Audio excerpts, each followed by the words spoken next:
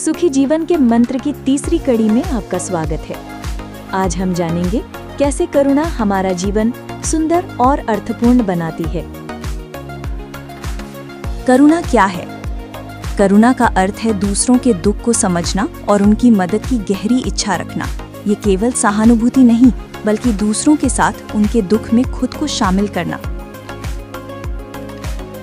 करुणा हमें प्रेम और दयालुता के माध्यम से लोगों से जोड़ती है। यह हमारी मानवता को जागृत करती है और हमारे जीवन को एक उच्च उद्देश्य प्रदान करती है।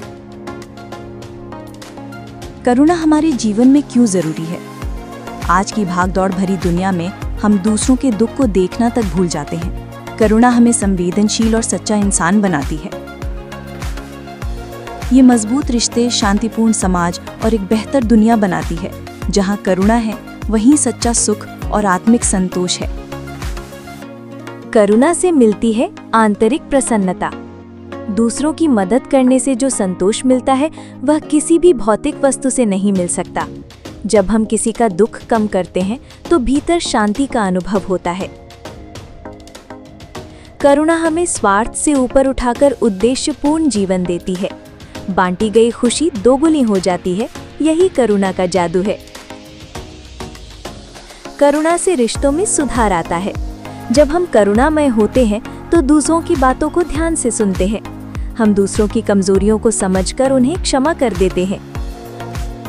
यह टूटे हुए रिश्तों को जोड़ता है और विश्वास तथा प्रेम पैदा करता है। करुणा कठोर दिलों को भी पिघला सकती है। करुणा हमें सकारात्मक कार्यों के लिए प्रेरित करती है।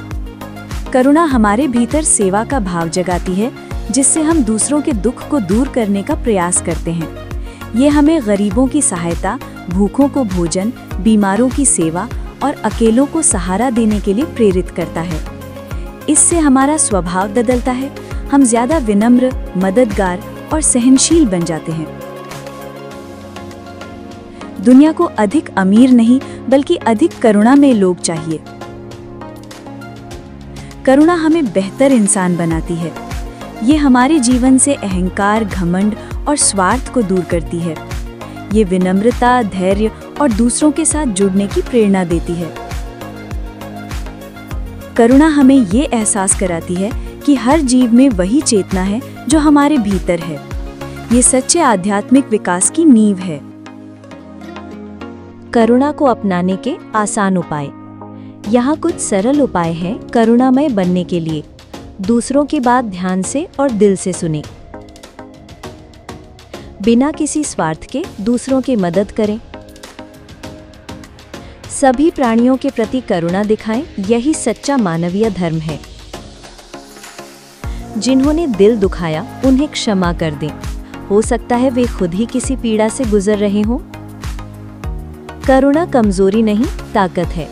कुछ लोग मानते हैं कि करुणा होना कमजोरी की निशानी है, लेकिन वास्तव में ये आंतरिक शक्ति का परिचायक है। जहाँ चारों ओर कठोरता हो, वहाँ भी करुणामय बने रहना ही असली साहस है। करुणा हमें भीतर से मजबूत, शांत और समझदार बनाती है। सबसे मजबूत वही है जो दूसरों को ऊपर उठाने में मदद करते हैं। आज हमने क्या सीखा और आगे क्या जानेंगे? इस एपिसोड में हमने सीखा करुणा क्या है और कैसे ये हमें दिल की सच्ची खुशी, मानसिक शांति और रिश्तों में मिठास देती है। अगले एपिसोड में हम जानेंगे आत्मानुशासन की शक्ति और कैसे ये हमारे जीवन को सुंदर, संतुलित और सार्थक बनाता है। आइए साथ मिलकर सकारात्मक ऊर्जा को और आगे बढ़ाएं। और इस सफर का हिस्सा बनने के लिए आपका हार्दिक धन्यवाद।